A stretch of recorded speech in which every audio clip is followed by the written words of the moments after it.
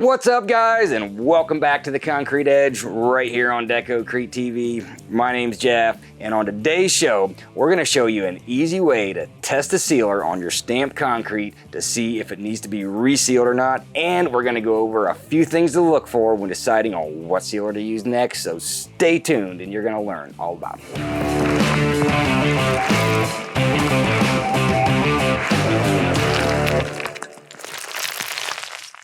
Resealing stamped concrete can be really frustrating if you don't have a good plan of attack.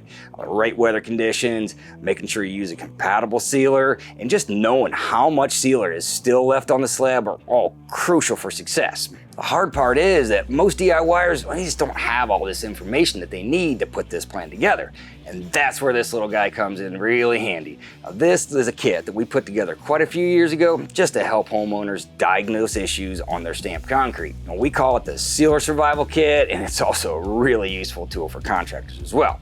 So the contents of this kit are a bottle of testing solution, Rejuvenator, small amount of D1 and Super Stamp Seal, pair of gloves, small chip brush, and a flow chart that you can follow just so you get the best results.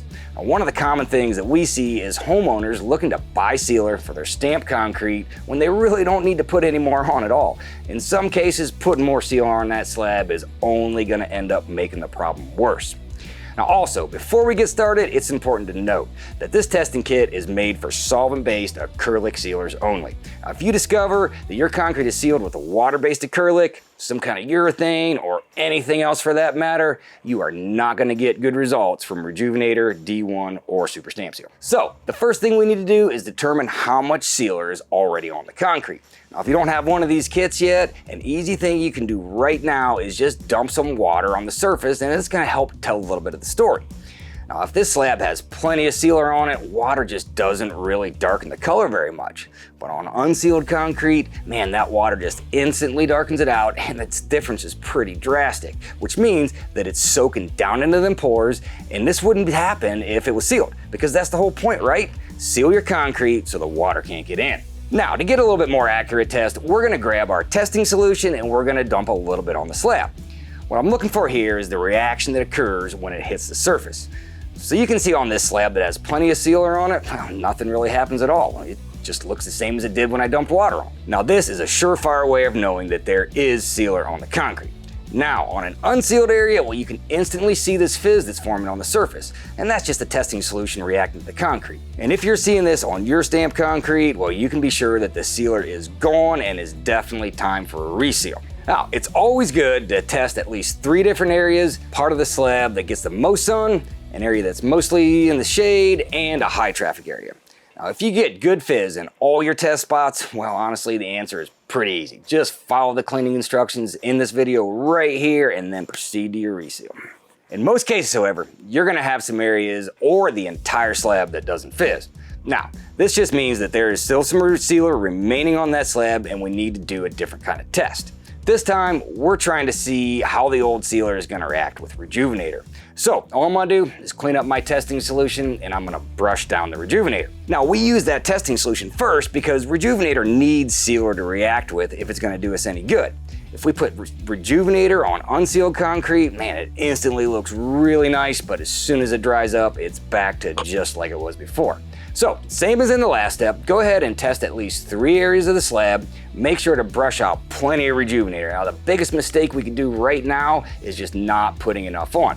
At this point, I'm looking to see if the Rejuvenator makes the old sealer tacky or not. If it doesn't, then quite frankly, that sealer cannot be resealed. The reason sealer gets sticky from Rejuvenator is because it's melting or re-emulsifying it. I can go on all day about how this works, but an easy rule to remember is if you can't melt it, you can't reseal it. Now, that's the first thing that this test is going to tell us. The other thing this test can do for us is let us know if we even need any more sealer or not. We've seen so many situations over the years where people think they need to reseal when all they really need is Rejuvenator to bring that old sealer back to life. So, just because you were able to melt your existing sealer, you probably don't want to rush things and go out and reseal the entire slab right away.